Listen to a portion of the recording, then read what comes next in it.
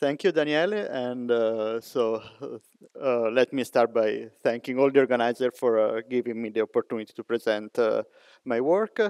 But also, as a citizen of Florence, I'm particularly thankful both to the organizer and to DJ staff because of these wonderful scientific events held in Florence. So thank you a lot. And now let me start with the talk. So I'm going to present some results for BPS Wilson loop in ABJM in the presence of mass deformation. What I'm going to say is can be found in these two papers. The second one is done in collaboration with Elisabetta Armanini, who is a student, a PhD student at CERN, and with Luca Griguolo, who is in the audience. This is also one of the organizers, so I guess you know him. And so my plan is very basic. I will start with some motivation.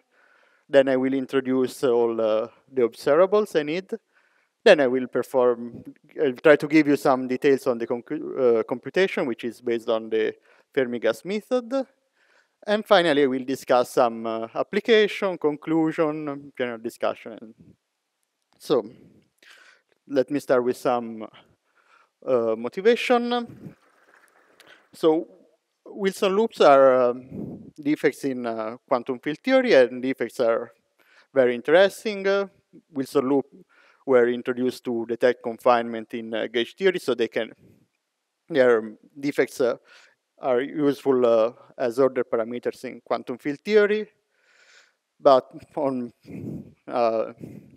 more general perspective, we can think of like line defect as a word line of particle, even a high energy perspective, or impurities if you want to keep a more condensed matter approach.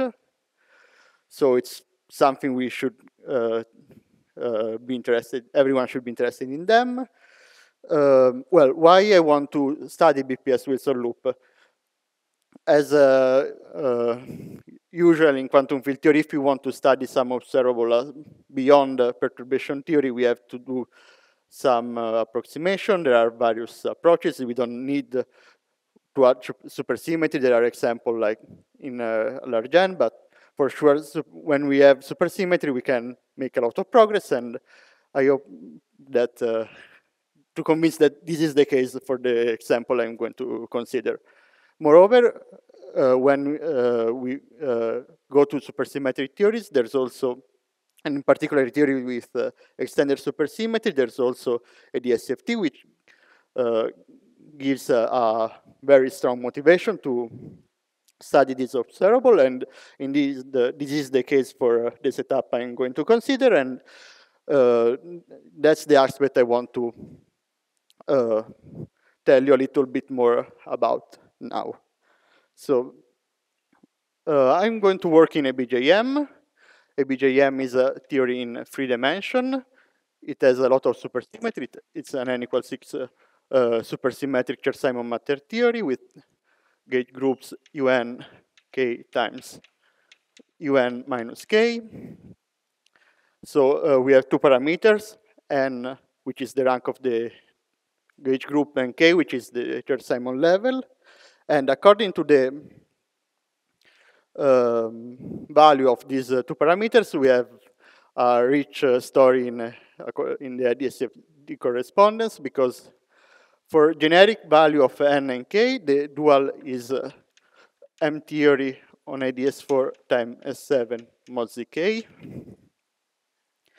So if we want to, this is the general statement. In particular, we can find a more useful expansion if we keep the Chern-Simons level fixed. And then we see that one can see that the theory organizes in a 1/n expansion. So this is not really a top limit. We will see later that it's more like a thermodynamical limit or a thermodynamic expansion. But when we can start to play with these two parameters, in particular, we can take both k and n to be large, but the ratio fixed. Sorry, lambda. So we can define a top coupling lambda. And it turns out that if both of these parameters are large, and k to the fifth is much bigger than n, if you match all the parameters carefully, this the 11 dimension shrinks to 0, and we recover a more standard dual in terms of type 2A superstring or supergravity, if the rate of coupling is larger, not small. Okay.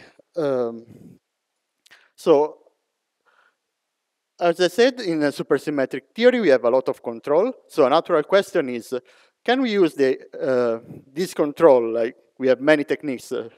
The one I'm going to use is supersymmetric localization, but there's also bootstrap or integrability. So we have many possibilities. And so using this control, can we learn something on string theory using our method in quantum field theory? Well, very simple observable we can start to study is the basic observable in a CFT are correlation function of local operator. And one observable I want to study because it's present in every CFT is correlation function of the stress tensor.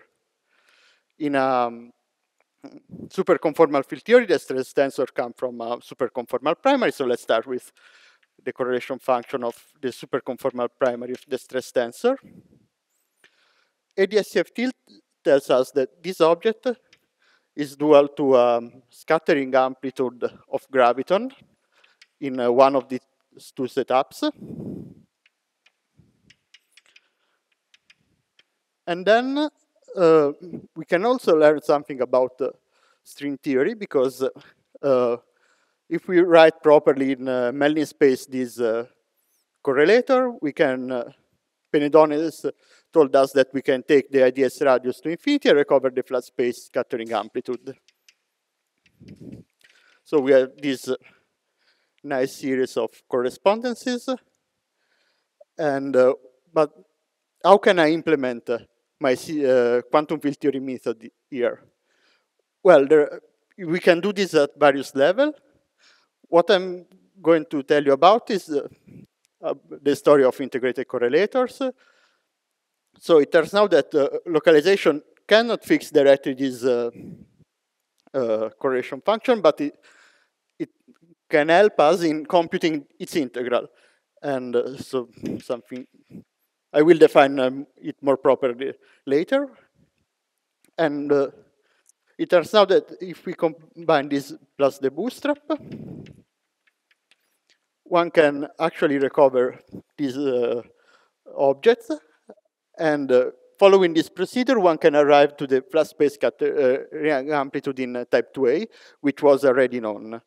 This computation was done by Pufu, Chester, and Binder, and provided a very precise test of ADS-CFT at finite string coupling. That's the main message of this computation.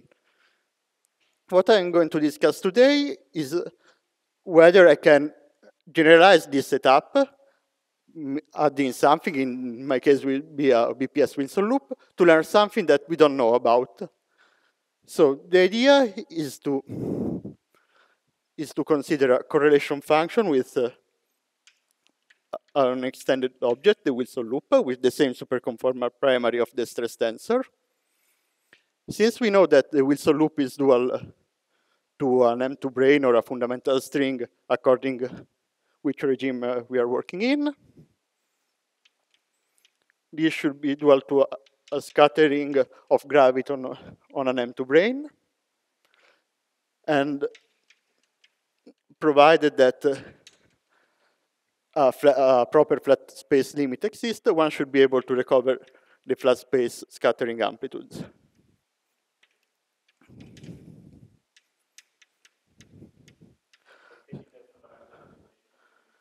Yes. Now I'm in. The technology, in principle, works for other.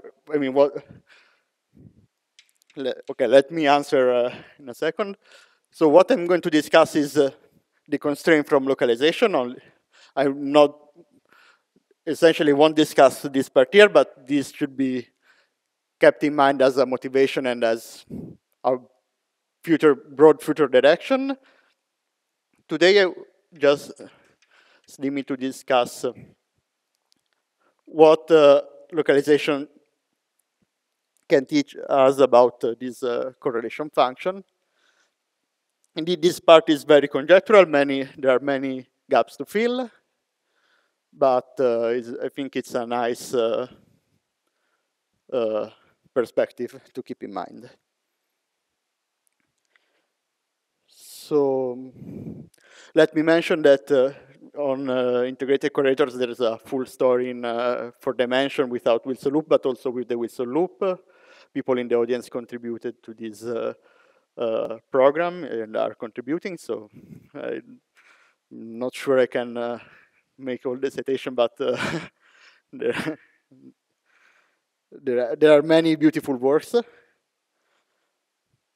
So if there are no questions about this, okay, so these integrated correlators can be defined for every representation. That's what.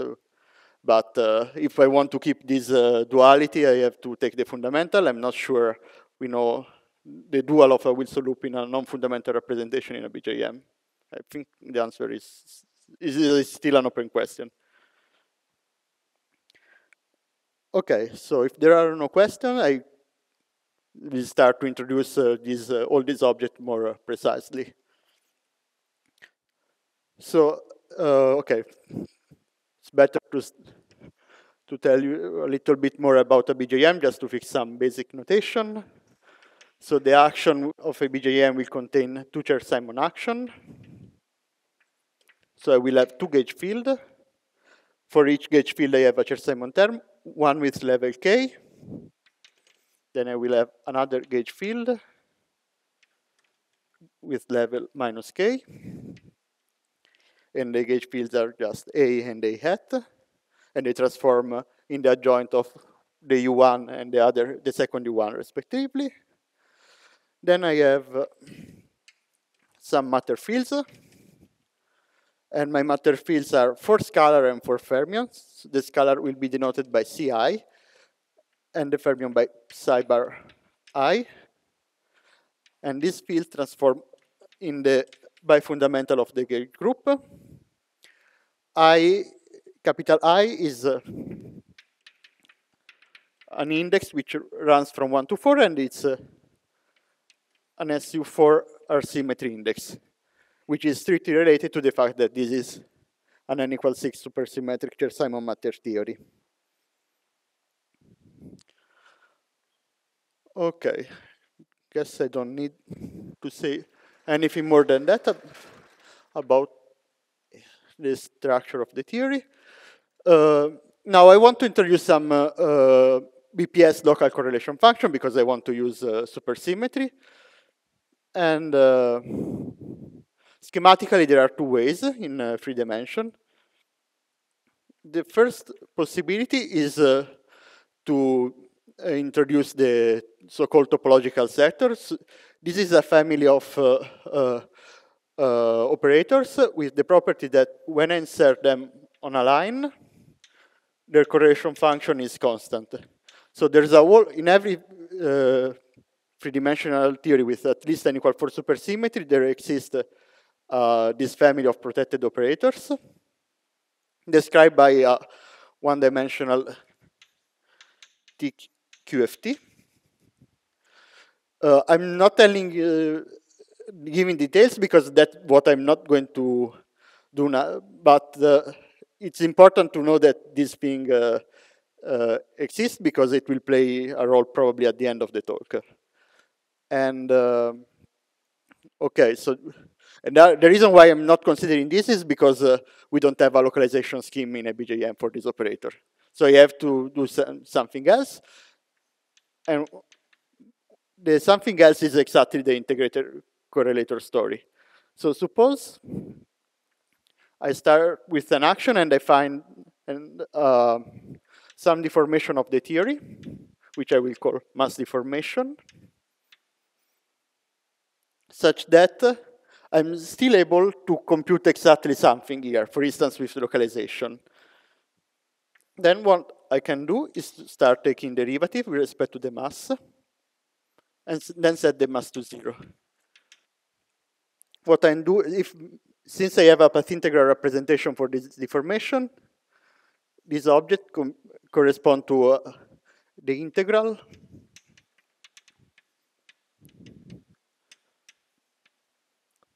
of this n of this operator that realized my deformation. So this is not surprising at all. It's something we could do for every CFT. Well, the special property of supersymmetry is the fact that I can compute exactly this left-hand side with localization, but still the right-hand side is a very complicated observable. It's a non-local observable with divergences, so it's not something that we can handle in general. But I will argue that later that with supersymmetry, I can actually find a way to regularize in a unique way this right-hand side and use this relation to extract some physical information. Okay. So now, what kind of deformation can I consider? Since I want to use localization, I need to preserve some supersymmetry, and in particular, it's a matter of fact that to localize something in 3 dimension, I need at least an n equal to supersymmetry.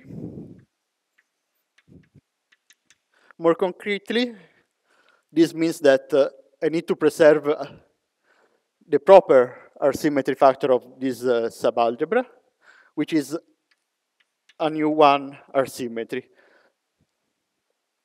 So I can take my original R-symmetry, SU4, do the Cartan decomposition, and choose one of the U1 factor of the SU4 to be my U1. So this should be. This is the Cartan of SU4. And so here I just need to preserve one U1. I have left then with 2 U1. And when you have, with respect to this n equal to subalgebra point of view, they can be thought as flavor symmetry. When we have a flavor symmetry in supersymmetric theory, there's a standard procedure to define a mass deformation which preserves supersymmetry. And the idea is to take the flavor current multiplet of the related to the symmetry and couple it to a background vector field. So this formation, at least at the linearized level,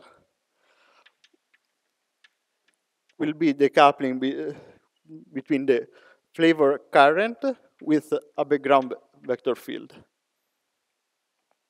which in a rather schematic notation, it will, at the linearized level, will be some R-symmetry structure of a trace of CC bar, so my scalar fields. And of course, I need some fermions. So there will be a corresponding R-symmetry combination of psi and psi bar. And I can turn to terms of this type. Okay, another notational aspect.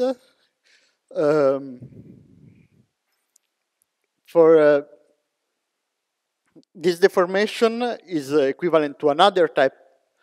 It's completely equivalent to another type of deformation, which correspond to consider our matter multiplets with an arbitrary dimension instead the superconformal ones. It's basically the same. Instead of having my scalar fields of dimension 1/2, I will take them to be some combination of plus or minus Zi, where Zi are in one-to-one correspondence with the parameter mass. And so far, I don't need to identify them precisely, but roughly, the identification is that this deformation for the dimension correspond to I, the mass. The reason why I want to work with this complexified mass, let's say, is because when I will study the matrix model arising from localization, it's somehow more tractable. There are no problem with divergences and so on. So people work with the zeta instead of the m, and then they do the analytic continuation. That's not a problem for sure for the point of view of mass derivatives, because I want to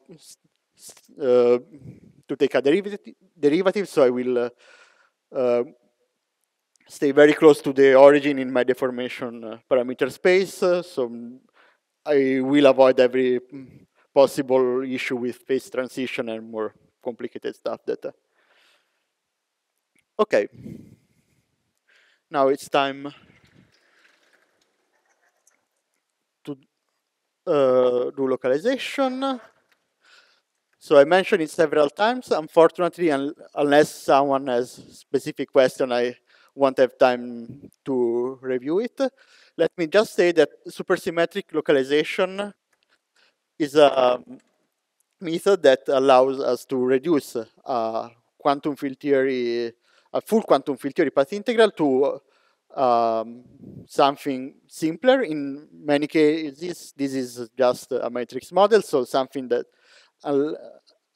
it's at least well defined from a mathematical perspective, and so it's much more tractable. There are various ways to study this object, and the result for ABJM with these two mass deformation here is actually a double matrix model. It's a double matrix model because I have two gauge groups, so we can think. Okay, let me write the measure. So I have two sets of eigenvalues, lambda and mu. And each set of eigenvalues correspond to one of the two gauge group factors. So in a way, we can think of them as a sort of semi-classical moduli for each of the gauge group factor.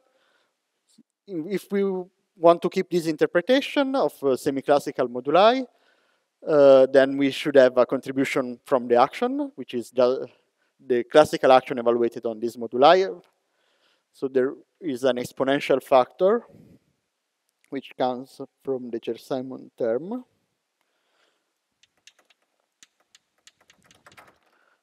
Which depends on the Cher-Simon level. And it's a Gaussian factor, mu j. And then I have to integrate around the fluctuation of this moduli, and this gives a one loop determinant factor, which is a product of sinc and cosh function, a ratio better.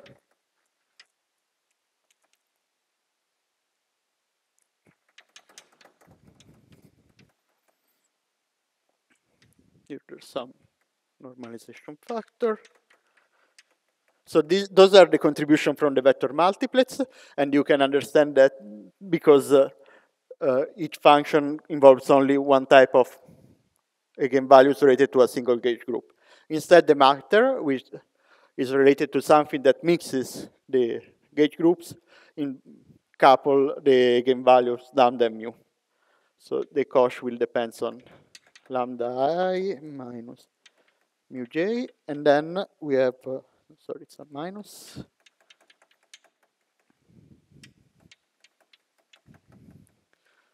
So this is there's the deformation that appears here.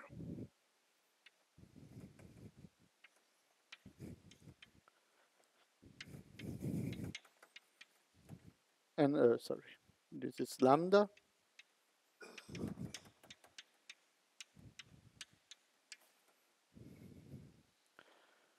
And there's a 2 and a 2 here. Okay, that's the matrix model and the object I'm going to study. But okay, before arriving to integrated correlators, let me first introduce the Wilson loops. The story of Wilson loops in ABJM is unfortunately somehow, for me, very complicated. And again, I won't have time to cover it in detail. But the two ingredients I need are only two. So the simplest example of Wilson loop supersymmetric Wilson loop is a simple deformation of the standard Wilson loop. So I take a trace of a connection, and to make it supersymmetric, I couple it to some scalar field. And if I want to use only scalar fields and have something of dimension 1, the only things I can do is to put this bilinear here. If I take this to be a circle and them to be 1 minus 1, 1 minus 1, this object is 1/6 BPS. Luckily, it can be studied with localization. So this is defined for an arbitrary representation, but I'm going to focus only on the fundamental representation. And that's amount to insert in the matrix model. Just this the character for the fundamental representation.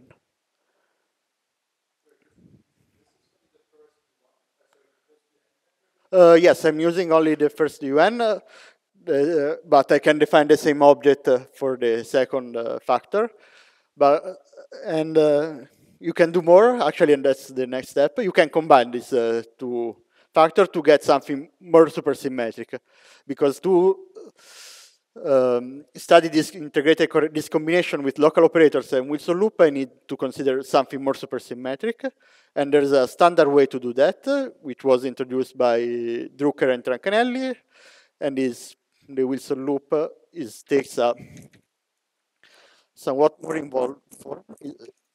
Basically, what you have to do is to think of the UN times UN gauge groups as embedded in a larger supergroup UN/n, and take the holonomy of this superconnection. So in this way, you combine the two gauge groups in a single operator. And this, I will refer to this object as fermionic Wilson loop because, as I will tell you in a second, it naturally involves fermion. So I'm taking this super holonomy, and the superconnection takes the form, this form. So on the diagonal, I put a connection of this type. With the hat, I'm indicating the same type of connection, but for the second UN factor, which amounts to exchange side bar and side, and taking the other contraction. And on the anti-diagonal,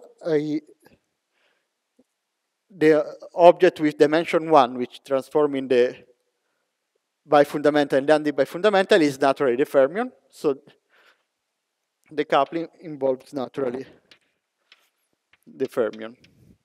Now I'm not going to write all the couplings exactly. Let me just mention that here we are, this A here involves a matrix M, which takes -1, this form, diagonal form, where I have only -1 in and an identity 3 times 3, so it preserves an SU3 R symmetry, which is this natural R symmetry if you want a 1/2 BPS object. So this coupling will preserve this symmetry. And okay, so that's the operator I want to study. So for this operator, I was able to, one is able to do direct localization. For this one is not the case, but there's a simple argument which saves the date. In fact, it turns out that this operator is cohomological equivalent to the sum of, let me write it here. The 1/2 BPS is equivalent to the sum of two bosonic Wilson loop, one in the for the first UN factor and the other one for the second UN factor. This relation without the expectation value will be exact up to Q exact term, but since I'm writing for the expectation values, I won't write this Q exact term. And it turns out that the expectation value for the second Wilson loop is just the complex conjugate of the first one. So that's the two relation. And well, let me also rewrite this for later. And that's the Wilson loops observable. Now, we have these nice deformations. And I want to use these to take derivatives. So let me now explain how we can simplify the story of derivatives. Actually, the general argument is very similar to the one of Wilson loop. It's essentially a homological equivalence, but it's somehow more sophisticated.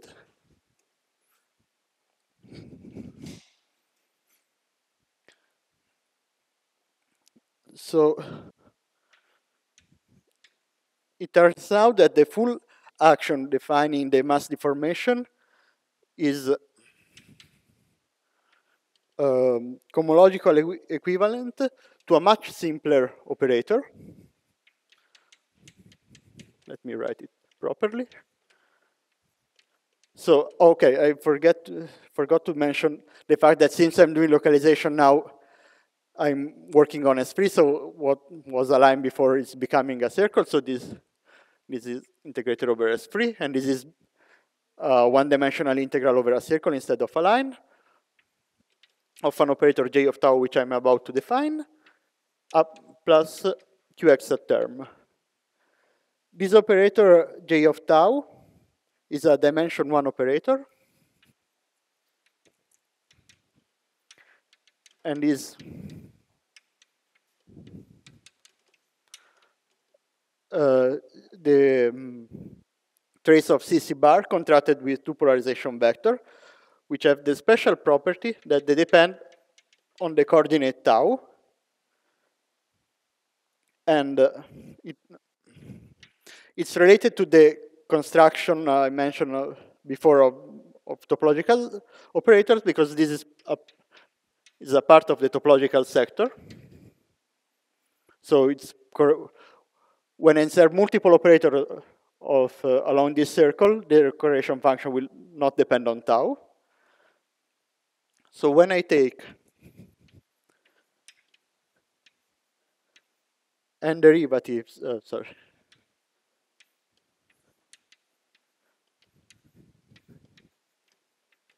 With respect to the mass of my partition function, instead of lowering this complicated three-dimensional object, I'm lowering just this operator here.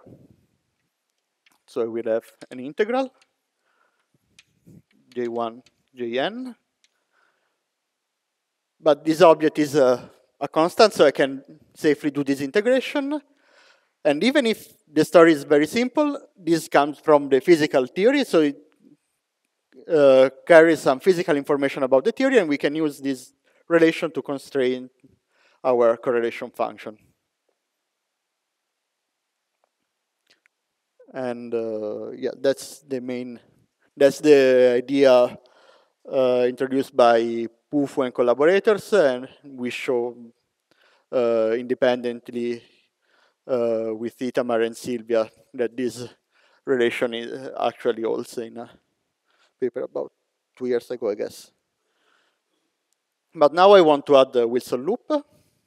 This is not too complicated because it turns out that the fermionic Wilson loop, so this complicated object here, is also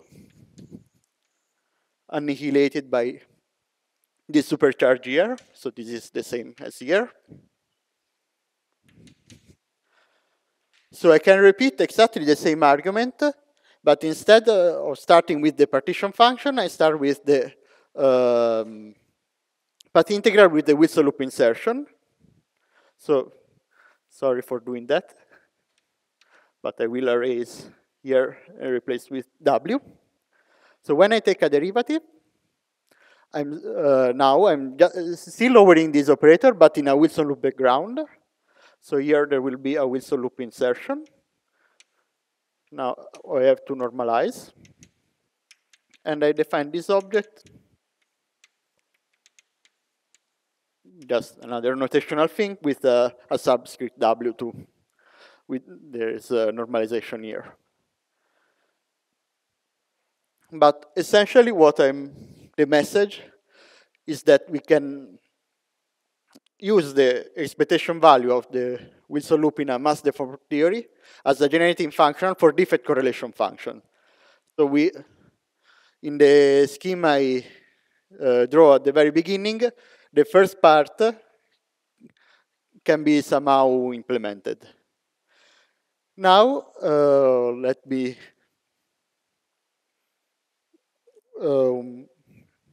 what I'm going to do following is to show that not only the scheme is available, but some of the work has been done. In particular, this expectation value can be computed exactly at up to exponentially small correction in n, and for any value of k, using the Fermi gas method. So that's what I'm going to tell you about in the more or less half of the talk. Okay, so I have my matrix model here.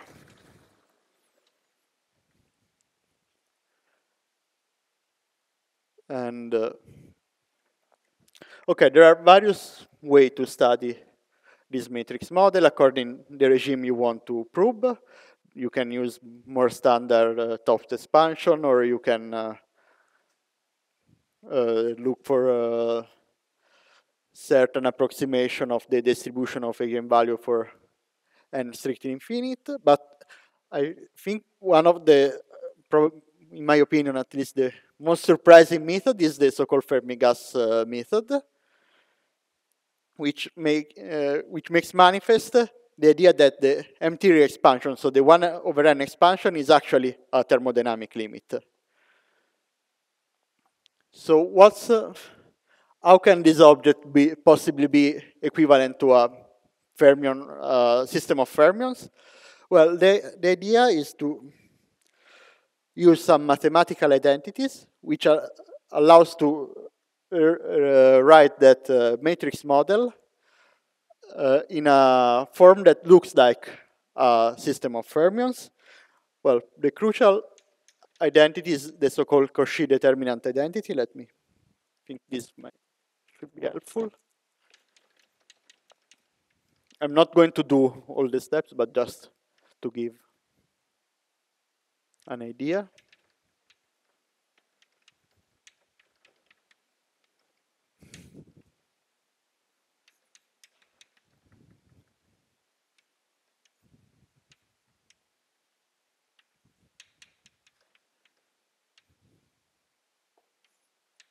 This is the sum over what this identity is telling us is that this can be thought as a determinant. That's why the name Cauchy determinant. And this is the determinant of this reply.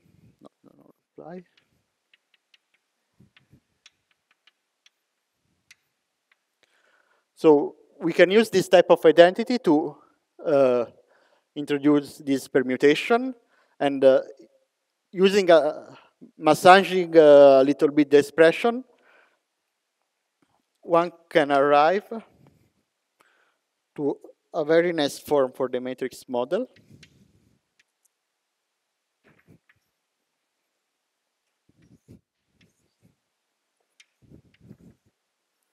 So now I will call the variable of my integral q. And this will be a function of qi and sigma q d sigma I, where sigma is my permutation. There's this parity sign in front of the partition function, which tell us that this is the form of a partition function of n fermions in one dimension. And rho is the density matrix of this fermionic system, this single particle density matrix for this fermionic system.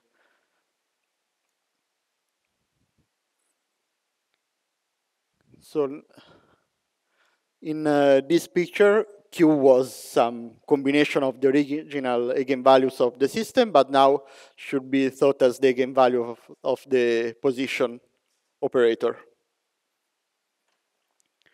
So so now I don't need anymore this part here.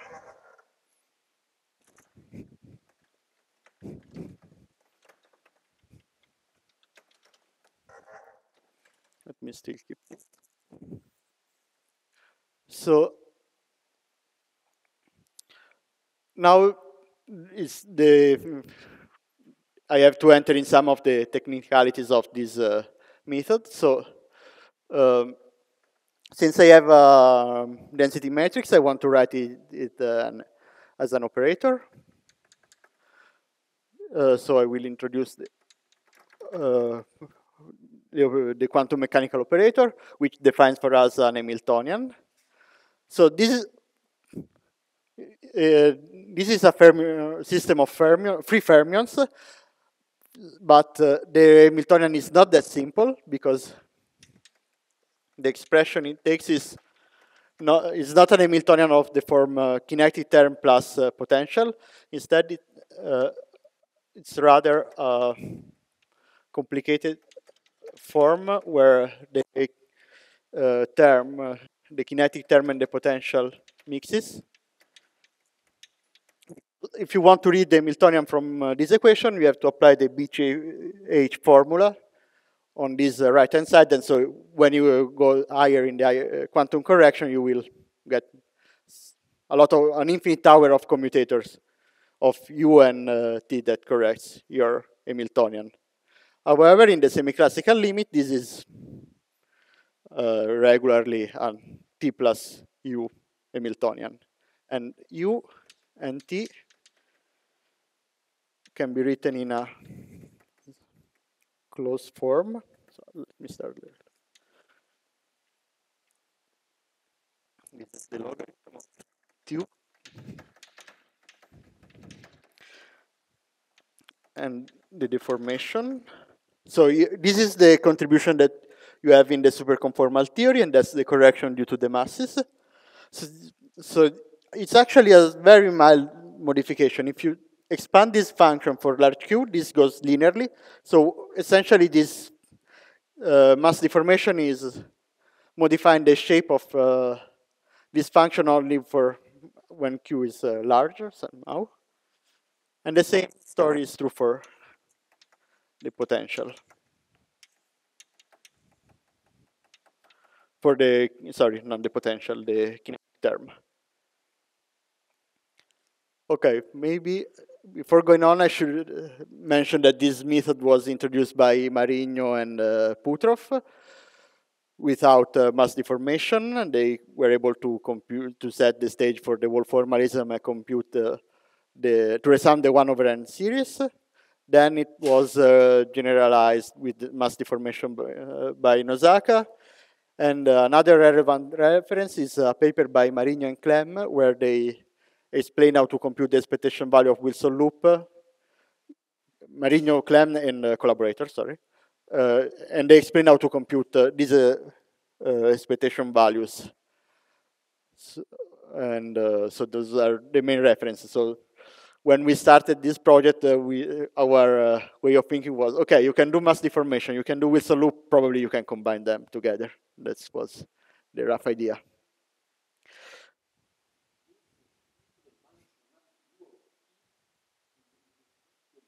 Oh, sorry, this is Q, thank you. Yeah, thank you. There was a typo. Now, but why all this formalism is useful? Well, the fact is that Q and P are actually quantum mechanical operators, so they satisfy commutation relation.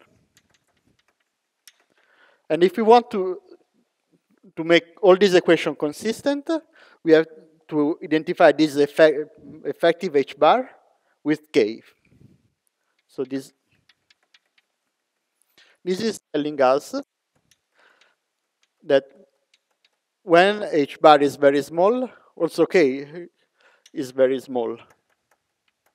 So when, but this is now a system of fermions, and we know how to deal with we do know how to do this perturbation theory. Instead, from the ABJM point of view, K small is the non-perturbative limit of the quantum field theory. So with standard methods in statistical mechanics and many-body system, we can actually do a strongly coupled computation in a BJM. That's probably the most important point of the formalism. Okay, now let me start to apply this idea. And to warm up, let's forget for a second about the Wilson loop, and let's do the partition function. So in thermodynamics, so here n is the number of fermions. So it's fixed, so we are working in a canonical ensemble. But in thermodynamics, it's easier to work in the grand canonical ensemble, so that's the first thing I'm going to do. So I can, essentially what we can do the computation in the grand canonical ensemble, so we will focus on the grand potential. I have so many J, sorry for that. In the standard way, so I introduce a chemical potential and define the grand canonical, the grand potential, and Z of n can be recovered by a contour integral in the chemical potential.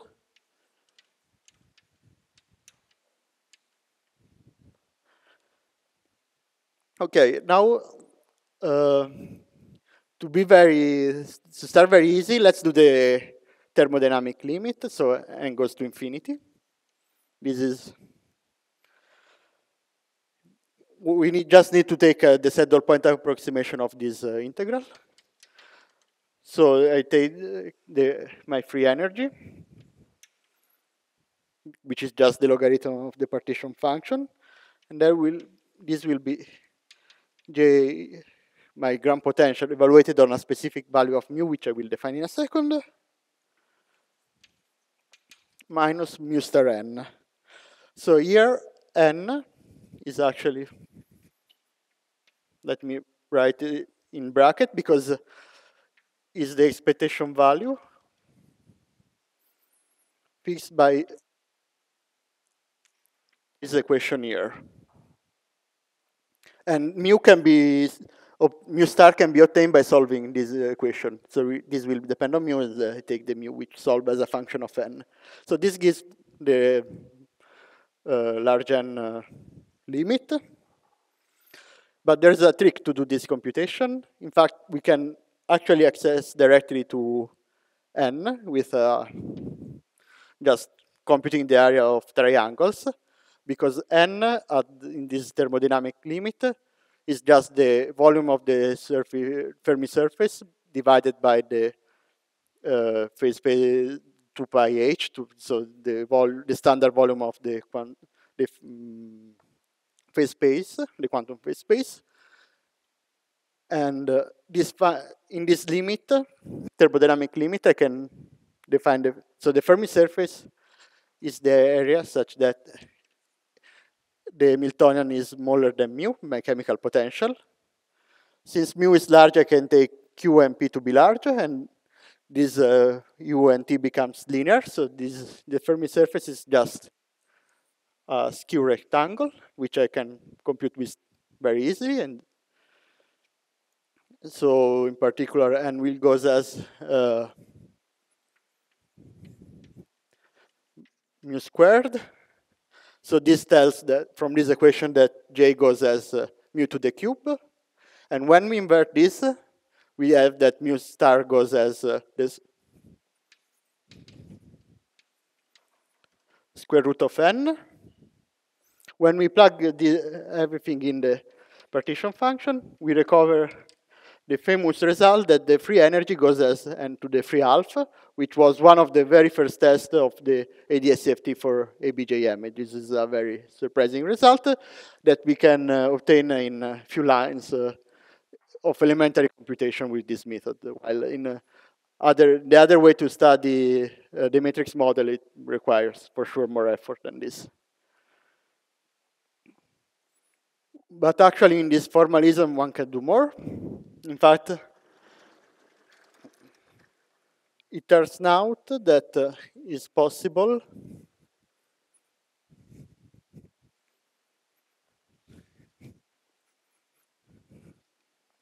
to compute J exactly up to exponentially small term. So J takes this general form. And the miracle here is that these coefficients C and B are actually can be computed just by a one loop computation in H bar. So this one would expect more correction, but actually this is not that. I mean, it's a computation, but it's very doable. And so one can.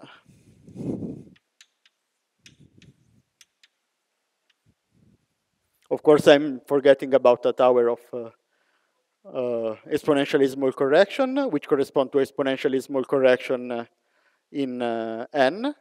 So when I invert this, when I go back to the canonical ensemble, I recover the full perturbative series of the 1 over n correction, which, and since these coefficients are exact at this in h bar, which is k, also I'm at fixed k. So one can recover, get this very nice expression in terms of Fourier function for ABJM.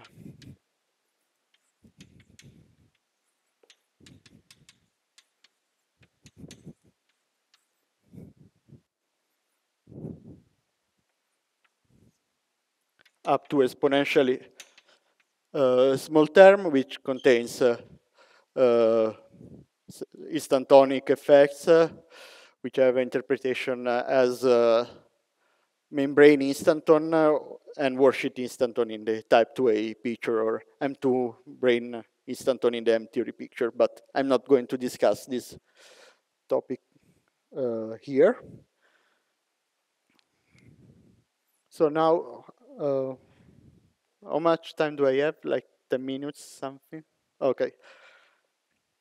In these 10 minutes, I want to tell you something about the computation of the Wilson loop. So, okay. What I can erase, maybe here.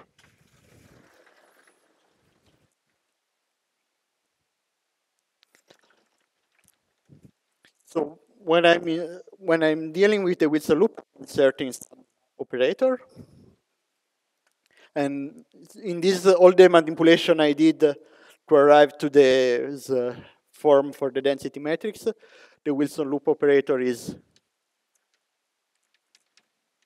looks like this. It's a sum of the insertion of the exponential of QMP. The reason so before I have only lambda, but one of the various steps involves some canonical transformation of the variable, so that's why I'm mixing QMP. And the idea is the same. We define a grand canonical expectation value. So, here, by the way, so far in the Fermi gas part, with W in the bosonic Wilson loop. Then it's using the cohomological equivalence. I can easily recover the full result. So this will be e to the minus n W of n. Now there's a sort of complicated formula due to this is essentially, there is a part now of many body physics, And when you are in a thermodynamic system, you can do a Sommerfeld expansion, so a small temperature expansion. So now there's a formula coming from that formalism, which I'm going to use.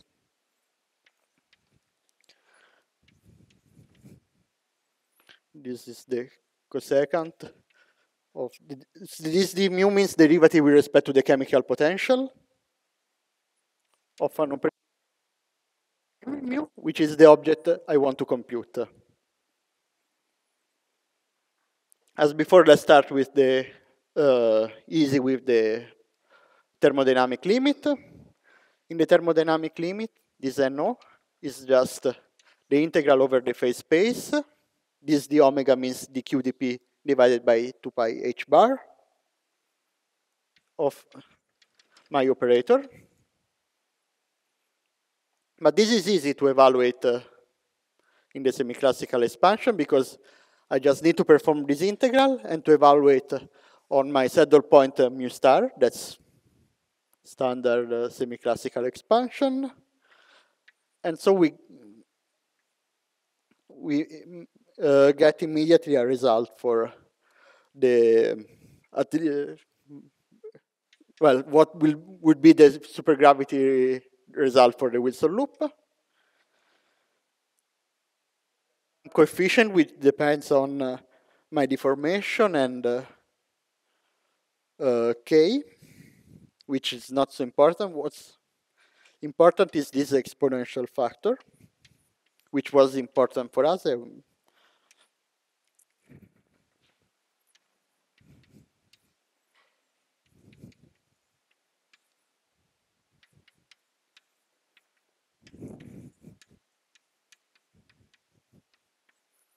So I have one coefficient times this exponential, which is the signature of the Wilson loop, times the same term with zeta 1 exchanged with minus zeta 2 and vice versa. So we have two, so it's like having two saddle points somehow, and the dominant one depends on the parameters. So, but this exponent was important for us because we were able to derive this, the same result using another method to study the matrix model, which is also only when n is larger. So we approximate the distribution with a continuous distribution and study the saddle point. And doing this analysis, we recover exactly the same behavior. So we understood that we were going in the correct direction. And of course, for this result, for when the zetas goes to 0, we recover the undeformed expectation value.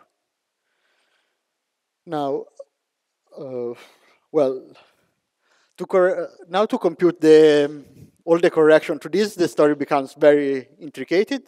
The reason is why. The reason is because when I do this, the correction is not enough to compute the one loop in 1 over k, but we have actually to compute all the possible correction in 1 over k. So this computation requires a lot of technology and a lot of effort, and one has to be very careful. There are also in the literature some debate on how to compare with numerics. So I would say it's something that we proposed and should be checked in the future, hopefully. But the idea is to do the WKB analysis in using the phase space quantization of Wigner and Kirkwood. So I guess I can only introduce the formalism and tell you what are the steps one should do. So we have to introduce the Wigner representation for the operator.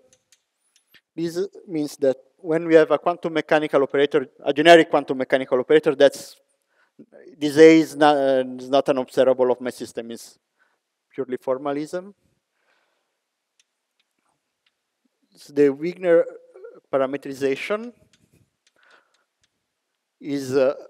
can be obtained by evaluating this in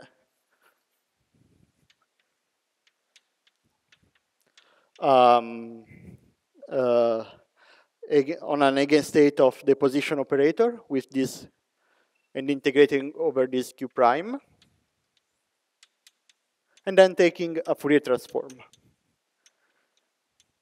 That was something Wigner did to introduce the concept of quantization of the level of space. The advantage of this weird representation is that the trace of A is actually the integral over the phase space of AW. So how quantum mechanics enter here? Well, if you want to compute thermal expectation value, as we want to do, we have to introduce the density matrix. And when you take the product here, the story becomes more complicated.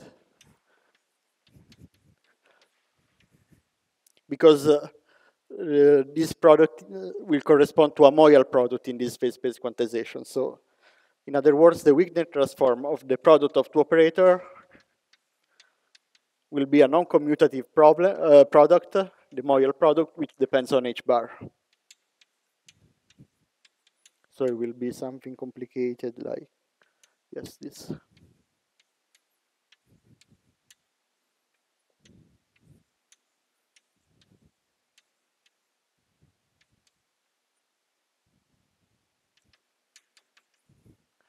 So the formalism becomes quite heavy very quickly, but fortunately one is able to do the computation. Well, also this formula has to be modified. So there will be an infinite tower of correction.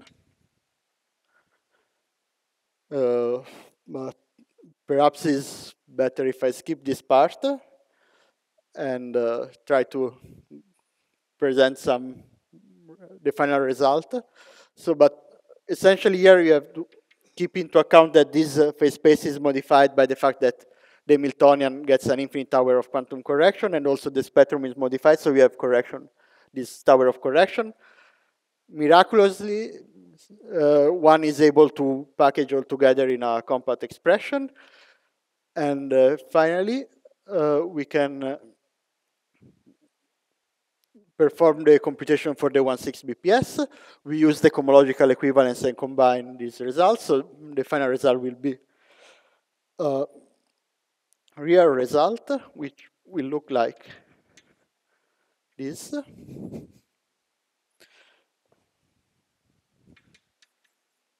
We have a coefficient, which will depend on my deformation.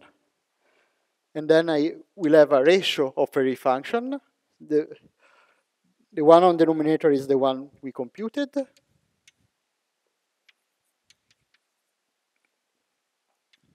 And then we get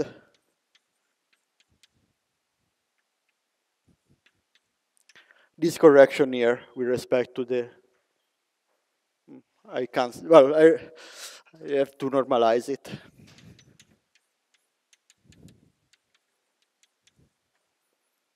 And then there's the exchange contribution, Z1 minus Z2. That's, by the way, a symmetry of the original matrix model that our result is reproducing, so it's somehow a test of our method.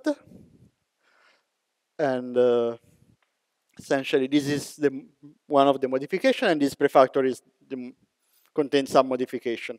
I'm not going to write now the result. If you are interested, I have my expression here, and I can write, but probably it's better if I go straight to application and conclusion. So comments. If we take the limits Z1, Z2 goes to 0, we recover non-trivially the results obtained by Marigno and Klein. And that's not trivial because actually this coefficient has a factor gamma of Z1 plus Z2, so it's singular for Z goes to 0, but when we combine the expansion of the two factors, the singularity cancel, and we are left with the finite result, which is the Marigno result. So it's somehow nice. This expression is compatible with this large N result I wrote here. Uh, okay, okay. Here it seems to be regular, but it's miraculous because for the in general, for without mass deformation, the result will be singular. That's a good point, a very good point, and I think it's the main open problem in the context of Fermi gas formalism. Presumably, it's a problem of the formalism itself rather than localization. That's my suspicion, but I'm not really sure about this. It would be very interesting to discuss this point. Well, if you want another interesting limit is where Z1 is equal minus Z2. That corresponds to having a single phi Heliopolis deformation. And for large n, our expression match known result for this expansion by Nosaka and Terashima, maybe Shimizu. So this is another cross check. Another cross check is we can have is when we start taking derivatives, and that's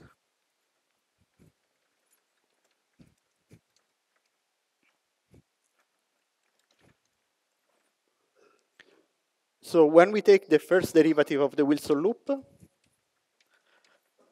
we are getting the 1-point function of my stress tensor, or the superconformal primary of the stress tensor, but is related by supersymmetry with the 1-point function of the stress tensor, which is somehow a measure of the energy emitted by the Wilson loop when we perform a displacement. So this quantity is known in physics as the Bremsstrahlung function, which has been computed by many people, many people in the audience.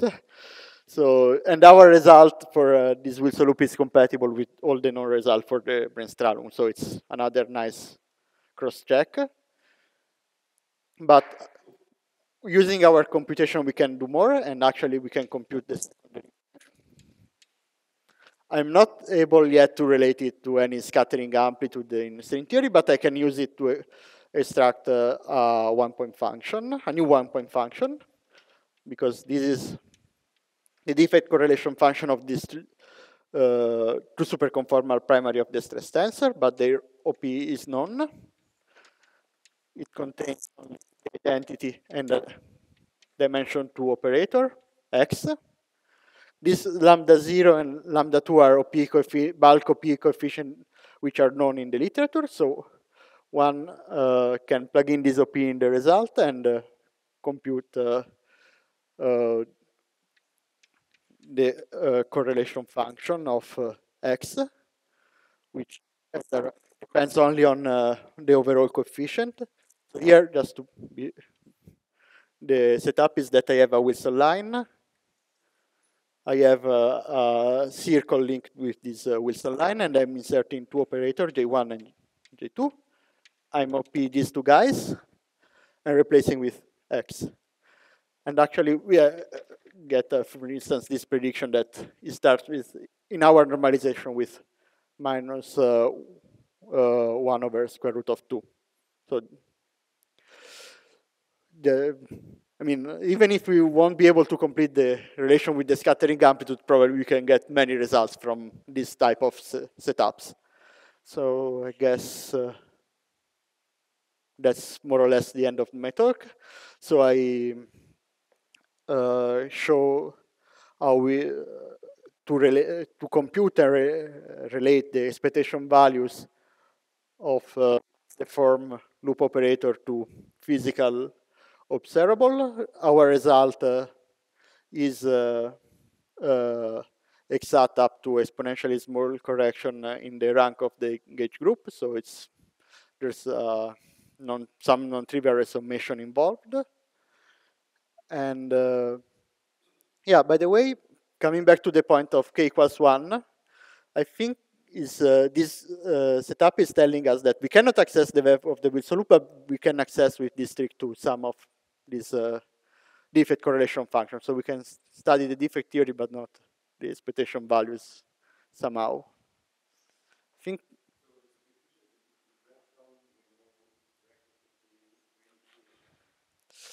If- yeah, and I didn't try to put k equals 1. I'm just thinking right now, probably, is it finite at k equals 1?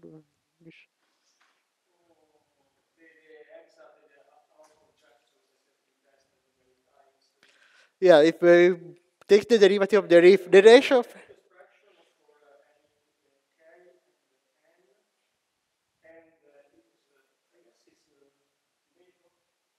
I think it's fine. It should be fine because probably the divergent piece simplifies when we take this.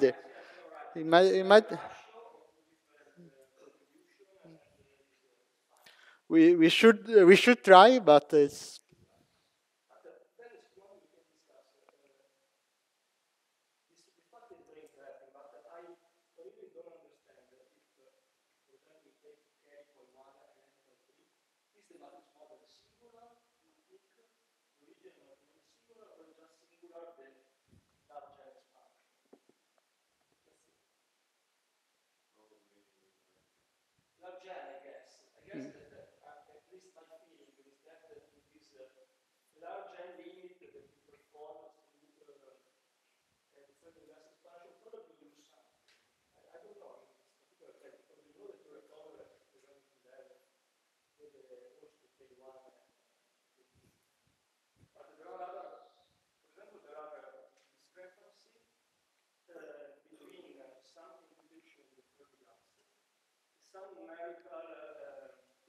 mm, yeah.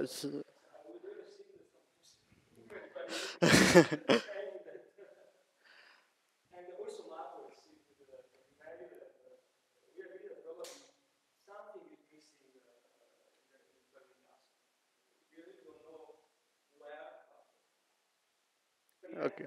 Yeah. Okay. Let me end mentioning two open problems. Let's say. So here I'm taking derivative only with respect to one mass. The natural extension will be to take in one derivative with respect to a mass and the other one with respect to the second one. This is interesting because I cannot apply my word identity, super protected word identity twice. So presumably one has to work out some other less protected word identities, but this allows for having more operators appearing, and so this object, the mixed derivative will probably contain more physical information than this second derivative here. So that's an interesting direction. And the other direction is something we are discussing with Daniele. So we have this truncation in the Fermi gas. So it seems that resurgence cannot work in this case, but we know that there are a bunch of instantonic contribution there, and it would be nice to implement resurgence with this trick of the Cheshire cat to. That's an option, of course. Not sure it will work, but it's another interesting direction for the future. Thank you very much.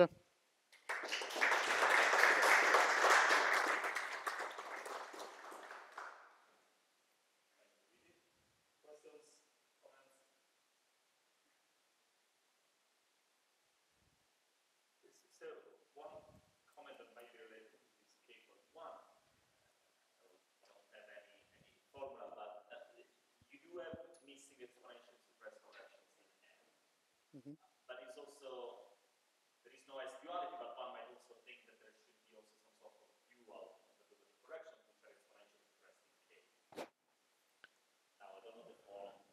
So,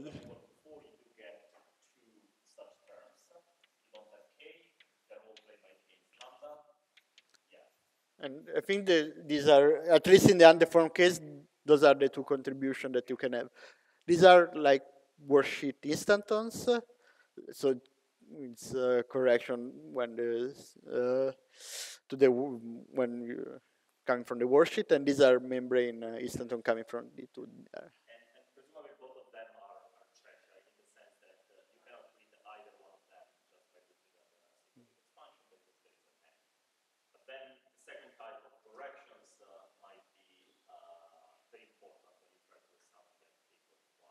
Oh yes, yes.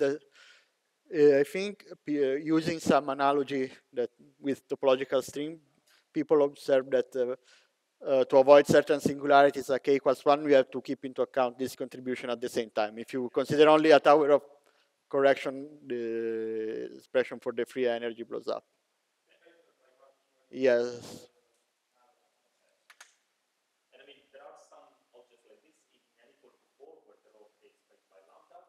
Okay.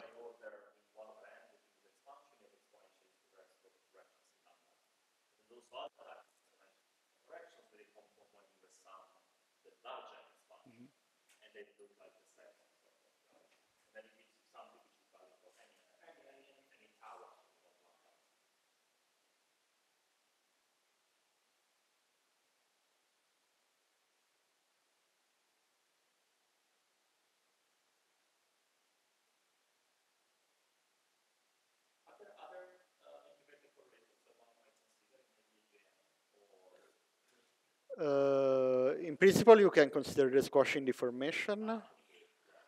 Uh, so there are, okay, they are not independent deformation because, um, so this, oh, so that's probably something I forgot to mention. So these flavor current I'm considering are actually parts of the stress tensor multiplet because they were coming from the S4R symmetry. And the squashing deformation is also related to this deformation because you are essentially modifying the background here. Instead of taking a sphere, you are sort of squashing. So it's something that modifies the geometry, and so it's still related to the stress tensor.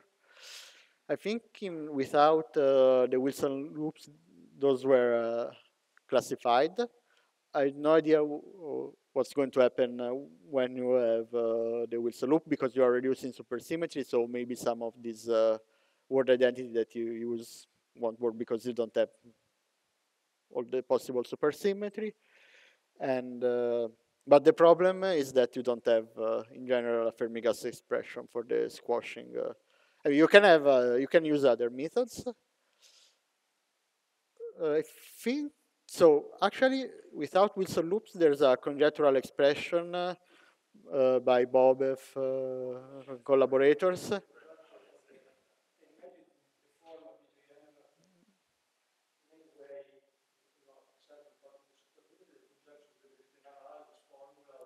Yes,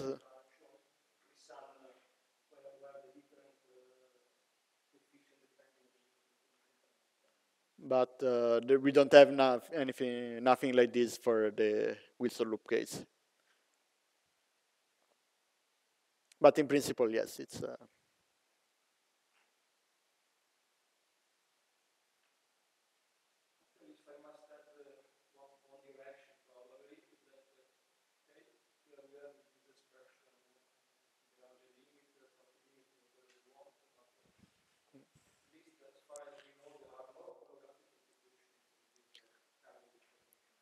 Well, in another direction could be to do the deformation at the level of the Wilson loop. So you have your connection.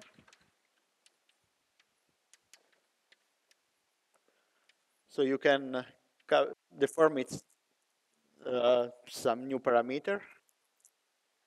And for this deformation, we preserve some supersymmetry, and we have a matrix model and a corresponding Airy function.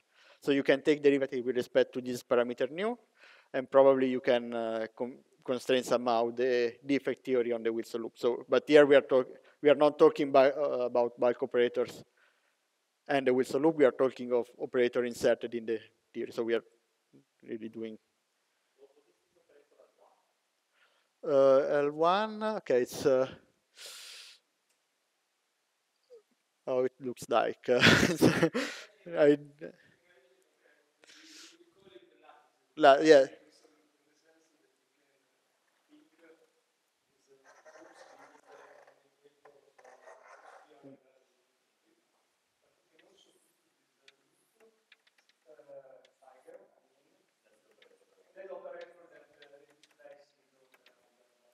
So in this picture, nu is roughly because.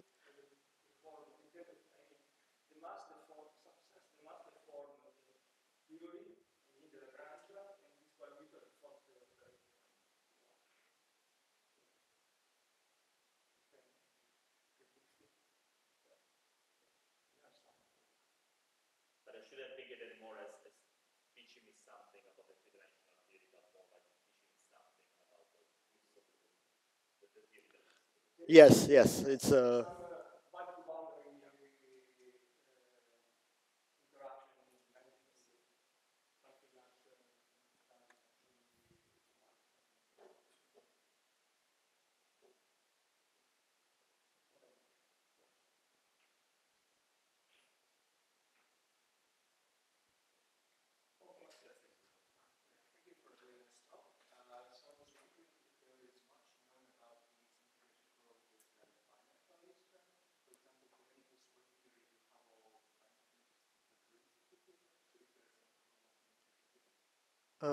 that's a very good question, but unfortunately, I don't think I know anything like that. It will be for sure interesting to look for a similar relation.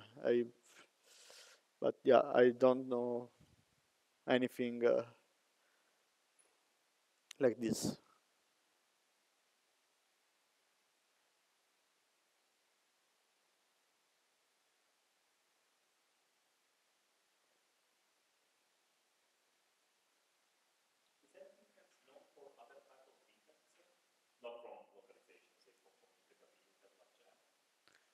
Uh, I f- so my yeah I, yeah there is some yeah, but only a billion. I would say that outside the abelian case, there's no sure result for vortex loop.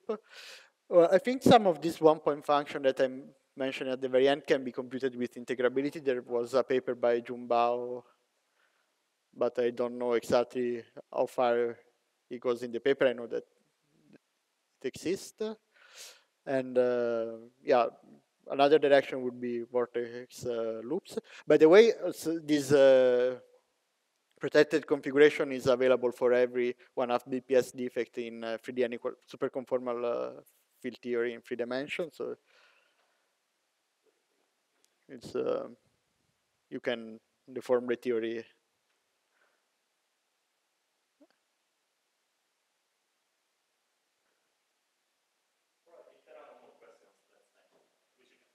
Thank you.